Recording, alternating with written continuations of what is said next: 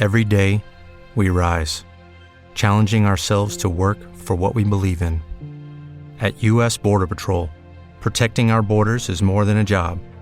It's a calling. Agents answer the call, working together to keep our country and communities safe. If you're ready for a new mission, join U.S. Border Patrol and go beyond. Learn more at cbp.gov/careers. The Podcast Playground. Hooray! The Celebrity Jobber Podcast with Jeff Zito. If you like what you hear, please subscribe, give a 5-star rating, and leave a review. Check out all our past episodes on Apple Podcasts, Spotify, or wherever you pod. What if these celebrities weren't famous? What would they have become? What was their first job? We're about to find out.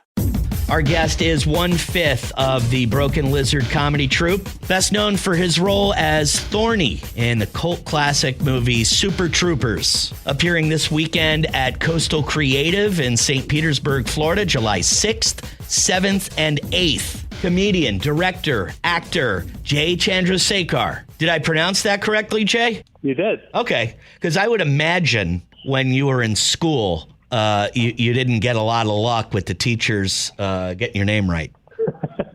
Every single teacher got it wrong. Every single one. Every single one. Yeah. The guy who taught the history of India.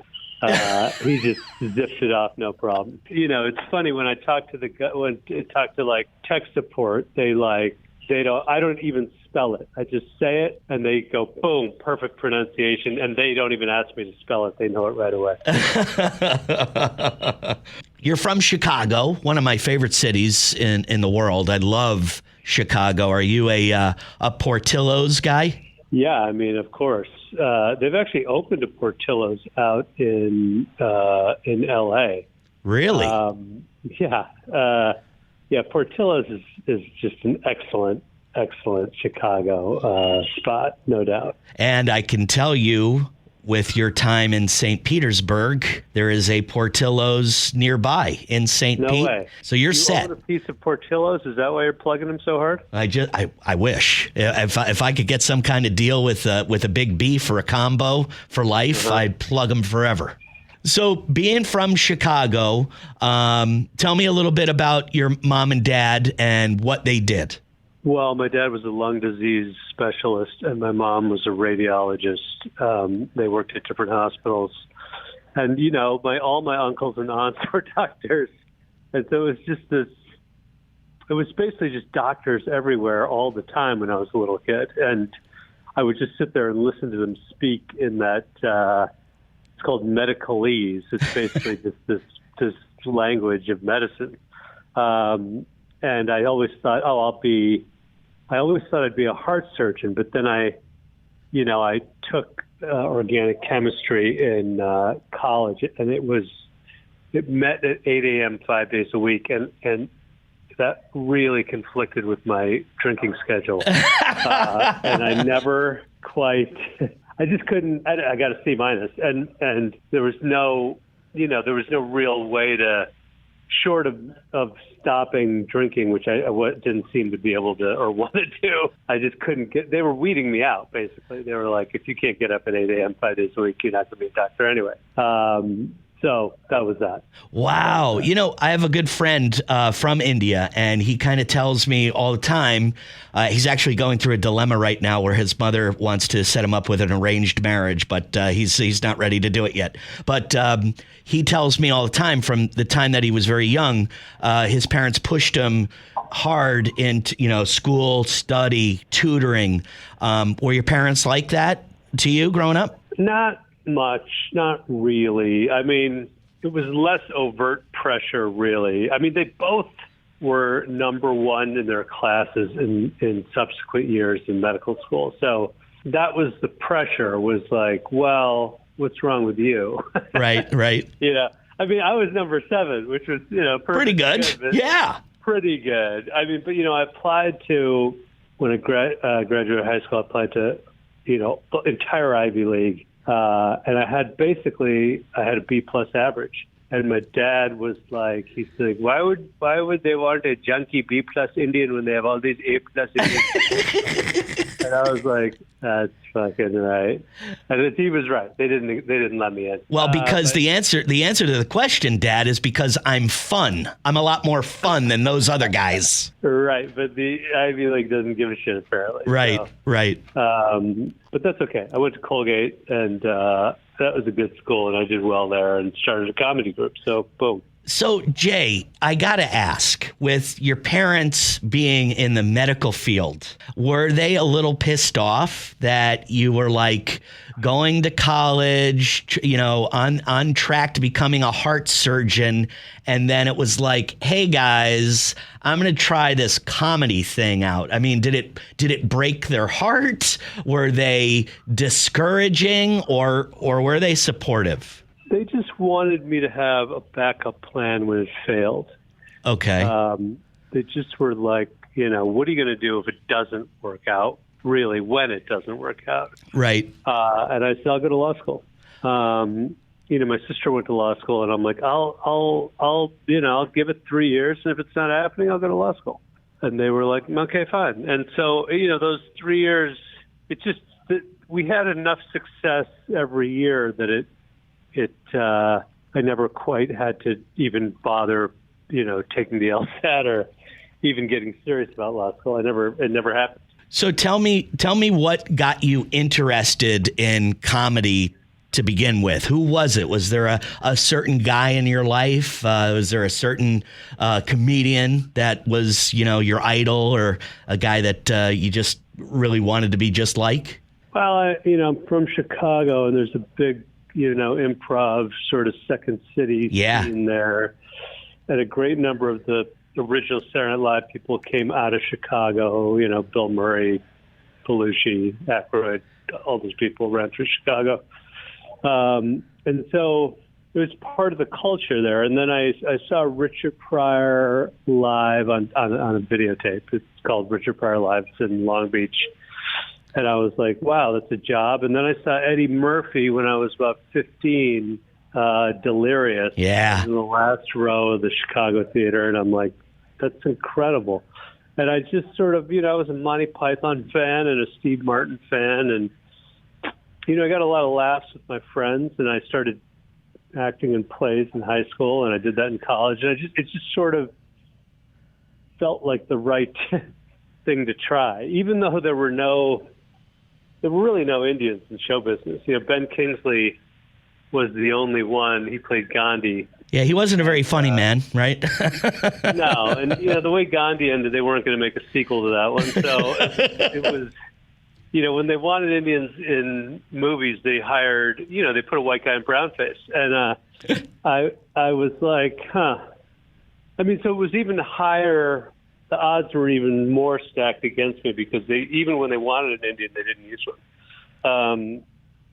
So I figured I'd have to make my own way, kind of. I figured the only way I'm going to get in there is if I write my own scripts and put a guy with my voice into the middle of it and my accent in the middle of it, and then I'll direct it and force myself into the movie. Okay, so you got serious about acting and comedy while you were in high school. So tell me a little bit about how you formed and quote unquote, met the guys from Broken Lizard. Well, I went to Chicago my junior year, and I took the semester, and I lived in Chicago, and I went to college at Loyola to try to get credits. I took a semester off Colgate, and I did improv comedy with, at the time Chris Farley was there and Dave Koechner was there, and I was in classes with those guys. Even though I was the lowest improviser in Chicago, they were the highest. I was the lowest. And I said to myself, if I can make strangers laugh, I will give show business a try. And so I got into this improv group with all these, accountants and moms. Right. Give it a try. And we would do shows in front of audiences, and they would just bomb hopelessly. No laughs. And I was like, well, that's not working, and it's not necessarily my fault. But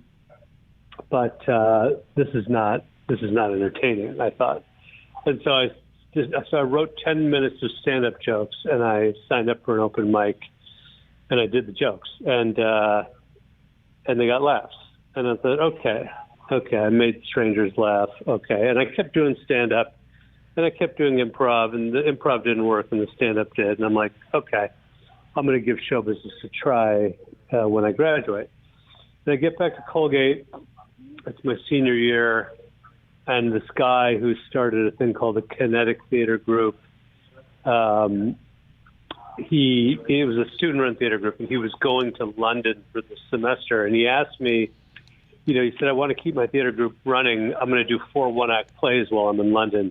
Can you do one of them? Do that improv thing you were telling me about when you started an improv comedy group.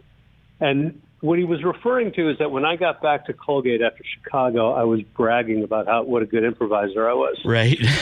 And nobody at school would ever know. And I'm like, yeah, I know Chris Farley, and he was Saturday Night Live, and I'm like talking a big game.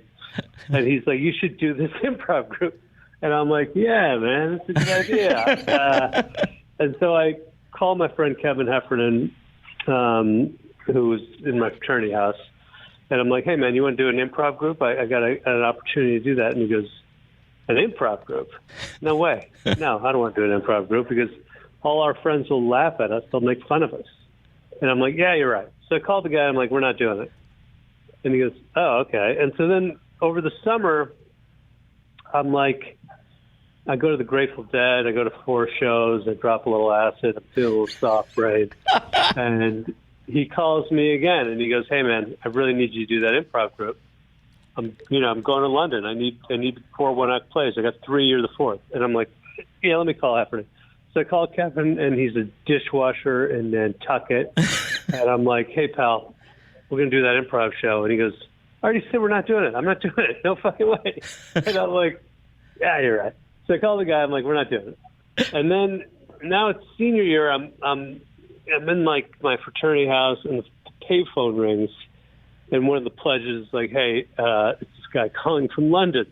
And I'm like, oh, man. And I get on the phone. He goes, it's a done deal. You're doing the improv group. It's a done deal. Wow. And I'm like, all right. And so I go up to Heffernan's room, and I'm like, it's a done deal. We're doing the improv group. And he goes, fine, fuck it. And so that's when we started. And so we started doing improv. I put together a group of like the 8 funniest people I knew at Colgate. Right. Forced some of them to do it. And we started doing these improv games, and it was hard to say. Like, I was the worst improviser in Chicago teaching all these Colgate kids how to do improv, and it was unclear. Like, there was no audience there in our practices to laugh or not. And we were like, is this funny? Is this funny? We don't know. And finally, I'm like, you know what? We're going to stop this. We're going to turn into a sketch group. We're going to do what Saturday Night Live did. Right. Those guys, I said, we're writers. We write history in English papers all the time. We can write sketches. And so we switched and became a sketch group. And there was one of the kids I'd hired was an LA guy. And he goes, why don't we make short films too? I can direct them. And this guy, his name is Ted Griffin. He's written like Ocean's 13 and all wow. other movies. And he directed 2 really well-made little shorts. And I was like, wow, that's kind of cool. And so it was a combination of those sketches and those short films that sort of informed what we eventually became, which was like we were trying to become Monty Python. It's crazy though, Jay, like this, telling me this story, it almost sounds like this wasn't, this wasn't going to happen. It was like a force of nature that made this happen. Now, we're not going to do it. You asked Heffernan, hey, let's do this sketch group. No, he doesn't want to do it. And it just seems like the more people said no, your guy in London kept calling and saying, you're going to do this. It just like willed it upon you. I mean, I shouldn't even know who Farva is. And shouldn't even know what a liter of cola is. But right. I do, and it's crazy. A miracle. It was a miracle. And the guy, his name's Jonathan Glasser. The last big show he wrote for was Succession. He's a real writer. Yeah, he's working. He's doing well. So it's I owe him everything. That's awesome. Tell me what you think. Okay, so we talked about how Broken Lizard was formed. What do you consider? And I'm gonna move into Super Troopers because I'm gonna say, not knowing more of the story than I already know, I'd have to say Super Troopers had to be your big break. Would you consider that correct? Or is there something else in between Broken Lizard and Super Troopers that you would consider your big break? Well, I suppose it is the big break. I mean, yeah, it was the big break. It was the one that, got us. I mean, we sold it for 3 times what we made it. So we made our investors money, and we made money, and then Searchlight made an immense amount of money. Yeah. And then everybody else was like, well, these guys make money, so let's give them more movies. Like, that's all show business is. Like, if you do well financially, people go, oh, we want to do well financially in the next one, and they just give you another chance. So was it, tell me a little bit about Super Troopers. How did the idea, and did you have the idea for a long time, and how long did it take to make? How did that whole thing get rolling? Well, we made a film called Puddle Cruiser, which was at Sundance, and 3 years earlier, and Harvey Weinstein at Miramax almost bought that film, but then didn't, and said, I'm going to buy your next film. So he said, write me a funny movie. And we were like, whoa, what about what? And he goes, what do you mean about what? Anything you want to write about? Tell us, bring me a pitch and we'll make a movie. And so we were up at a wedding on the border of Vermont, and we were sort of watching the driving by cops who pulled over teenagers, and we were like, the dynamic was so funny in the country at the time because there were all these like white boys in basements, like gangster rapping, talking about popping caps and cops asshole, whatever. And yet when they got pulled over, they were like these nice suburban boys. We thought, oh, that's kind of a funny dynamic. So let's make a movie about the Vermont Highway Patrol that has nothing to do, because there's no crime. They just fuck with kids. Right. And fuck with people. And so that was sort of the origin of it. And we took that to Miramax, and they're like, sounds good. And so we wrote it. And, Harvey eventually read it and was like, I'm terrible with comedy. I never know what's funny. I never know. He goes, so I'm not going to make your movie, but I am going to let you take it out of here and make it with somebody else, which I don't have to do. But I'm going to do that. Wow. Well, that was pretty cool. Yeah, I mean, he was a monster, and he was a rapist and all that. But right. he also... yeah, well, there is that. Yeah, I know. He also was a skilled producer. Right. And he also is the reason Super Troopers exists. Right. And so we took it around. We couldn't get anyone to do it. None of the studio... I mean, Clooney jumped on to exec produce, and he couldn't get the money, and Danny DeVito jumped on, he couldn't get the money.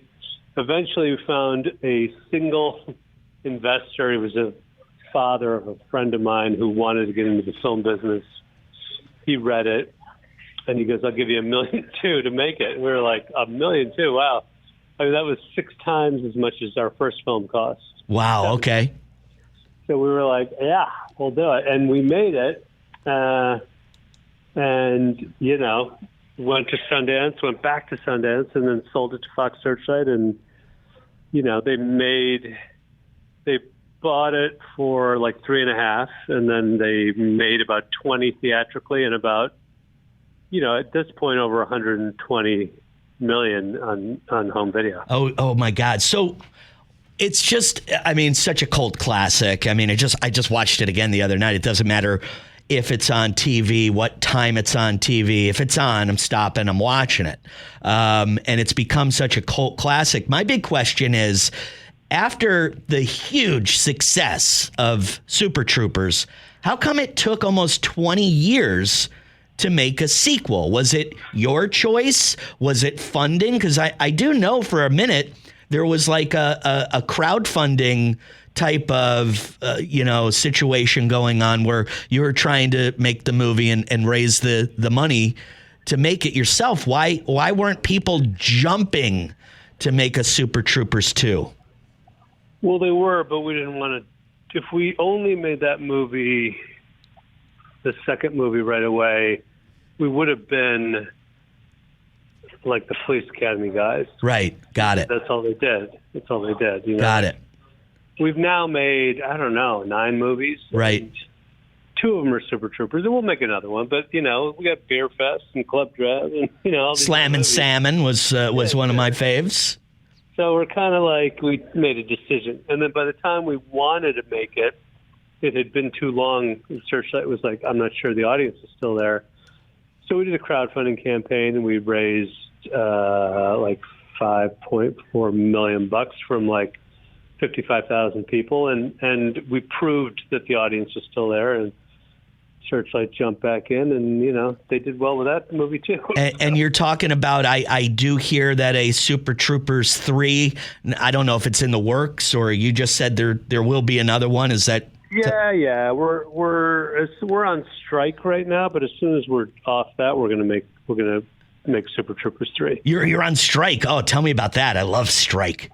Well, the Writers Guild is on strike. Oh, okay, so, got it. Until it settles, which it'll probably settle in like around Labor Day, and then we'll get back to work. Okay, man, that is so cool. I'm just I'm fascinated by the film industry. I definitely had aspirations of being in it when I was younger. Had no idea about all the ins and outs, and it just seems like right place, right time with a lot of people. And, little by little, you meet the right people and you figure it out. Yeah, that's about right. So back to, tell me, I didn't ask you this, Jay. Your first job, what was it? I was an ice cream man for the Good Humor Company. So. Really? Yeah, I drove around a big metal truck and sold ice cream. So your first job, you were... I was 18, and I, got a truck and did it in the summer, and, just kind of... Do you know who you have? You have that in common with a billionaire. Do you know who that is? No. Mr. Wonderful from the Shark Tank, Kevin O'Leary. His first job was an ice cream man. I was the only ice cream man who didn't sell beer and weed. The other drivers would be like, "Hey man, can I get a 12-pack of Budweiser?" I'm like, "Of what?" They're like, I'm out of Budweiser. I need Budweiser. I'm like, "What? For what?" They're like, "To sell it." And I was like, "Oh, you sell beer?" I'm like, "They're like, yeah. How do you make a living?" And I'm like, "I sell ice cream." Man, have you ever thought about? Have you ever thought about, because I know you would definitely not have been an ice cream man if things didn't work out for you. You're a lot smarter than that, Jay. But have you ever thought about, because, you're telling me this story, and to me, like I said earlier, it seems like it shouldn't have happened.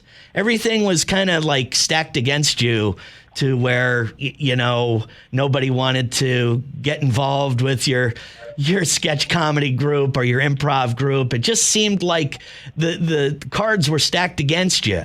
Do you ever think about if Broken Lizard and Super Troopers never happened?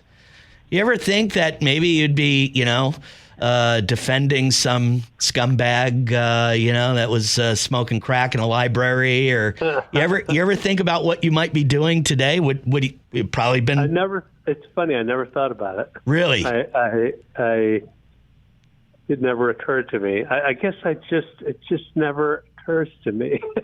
It doesn't have to. Obviously, it should, but it doesn't. I just haven't thought about it. But you're right. I guess I'd be a lawyer of some sort. I'm sure I would have. It's just kind of funny that it's like sometimes it's a series of events that happens to a guy that gets him on everybody's radar, gets him famous, becomes who they are. But, if that break never occurred, you'd be, you could have been just a regular ham and egger like me.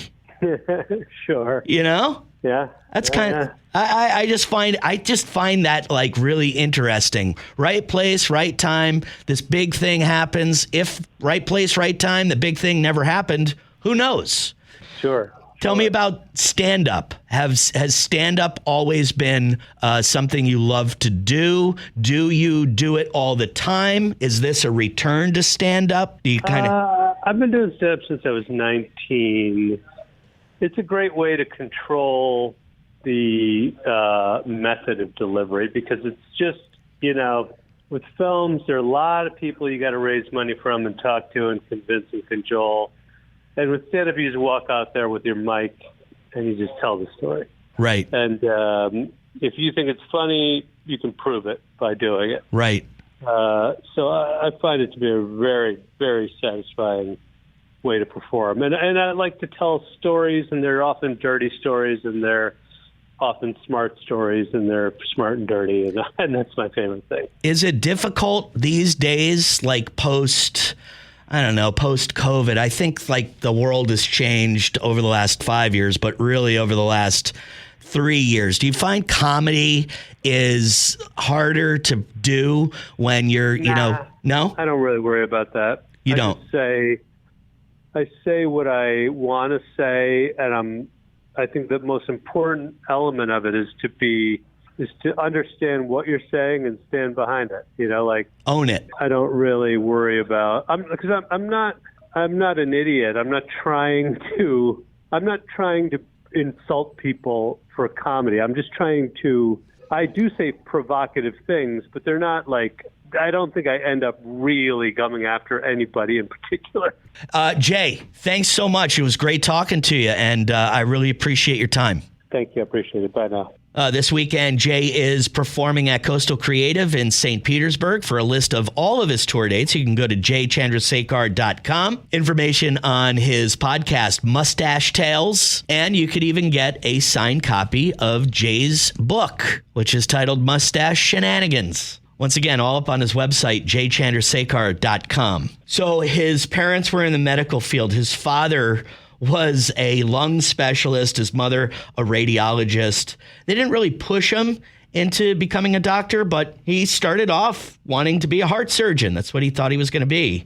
And then comedy seeped in, and he began loving that while he was in high school. I kind of figured, with Indian parents focusing really on education and becoming a doctor, that is part of their culture, that they would maybe not be supportive to Jay for his choice of wanting to abandon medical school. They just, they wanted him to have a backup plan if his comedy career didn't work out. And his backup plan was to become a lawyer. He said he has some sisters and a lot of other family members that are lawyers. It didn't have to happen, though. Of course, Broken Lizard comedy troupe kind of took off with the success of the movie Super Troopers. That was his big break. Undeniable. And I did kind of find it interesting that Jay's first job was the same first job as the billionaire investor Kevin O'Leary, Mr. Wonderful from the Shark Tank. Ice Cream Man. How do you like that? Jay Chandrasekhar, if not for the movie Super Troopers, might have been a lawyer. Not a real bad backup plan, though, is it? As always, thanks for listening to the Celebrity Jobber podcast. If you like what you heard, please give us a 5-star rating and leave a review. For all past episodes, you can check out celebrityjobber.com. Please follow us on Instagram at Celebrity Jobber Podcast. And you can stream us on Apple Podcasts, Spotify, or wherever you pod. Another episode of the Celebrity Jobber Podcast is in the books. Thanks again for listening. Until next week, I'm Jeff Zito.